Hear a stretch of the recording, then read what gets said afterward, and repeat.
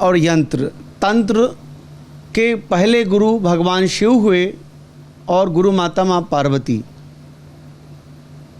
तंत्रिका तंत्र को जागृत करने की शक्ति को तंत्र कहा जाता है। और मंत्र वेदों में अथाह मंत्र हैं।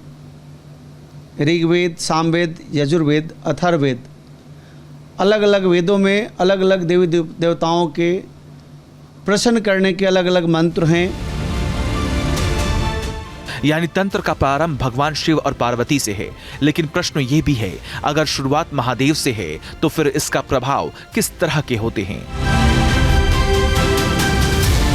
दावे के तहत तंत्र साधना के प्रभाव सकारात्मक और नकारात्मक दोनों होते हैं। वही तंत्र क्रिया को सिद्ध करने वाले अलग अलग पंथ भी हैं। इसमें मिली सिद्धि लोक कल्याण के लिए फलीभूत होती है, लेकिन कई तांत्रिक सिद्धि का उपयोग अपने हित में करते हैं। और उल्लू की तंत्र साधना को लेकर प्रचलित मत ये है कि इस तरह के पंथ को मानने वाले स्वहित में विश्वास रखते हैं, यानी सकारात्मक से ज्यादा नकारात्मक प्रभाव देखने को मिलते हैं, जिसमें वशीकरण प्राथमिक भूमिका निभाता है। सूरजपाल नाम का यह व्यक्ति, इसने निश्चित तौर पर मास सम्मोहन, पब्लिक को भ्रमित करने के लिए मास सम्मोहन किया। सम्मोहन जो है वाम तंत्र में ऐसी मान्यता है कि सम्मोहन करने के लिए लोग उल्लू का पंख का प्रयोग करते हैं। उल्लू का बलि देते हैं और उसके खून से तिलक लगाते हैं, उसको जला करके उसकी राख से तिलक लगाते हैं और लोगों को मांस सम्मोहन करते हैं। विशेष रूप से माता लक्ष्मी के सवारी करने वाले वाहन हैं। माता लक्ष्मी सवारी करती हैं।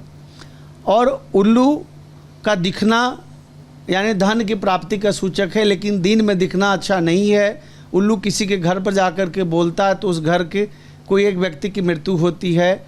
उल्लू का घर के बाएं भाग से गुजर जाना कोई ना कोई बड़ा आपात संकट का सूचक है। जबकि उल्लू अगर रात्रि में दिखे, किसी वृक्ष पर दिखे और वह बोलता हुआ उसका कोई आवाज़ सुन ले तो इसका मतलब उसको धन की प्राप्ति होगी। उल्लू के आम तौर से लोग वध करके और उसके राख को तिलक लगाते हैं और ऐसा मान्यता है कि उससे सम्मोहन होता है। उल्लू का कलेजा खाने वाला जो तांत्रिक होता है उसकी आयु बहुत होती है, दीर्घ आयु को प्राप्त करता है, इसलिए लोग खाते हैं। यह ब्लैक टर्मलिन है।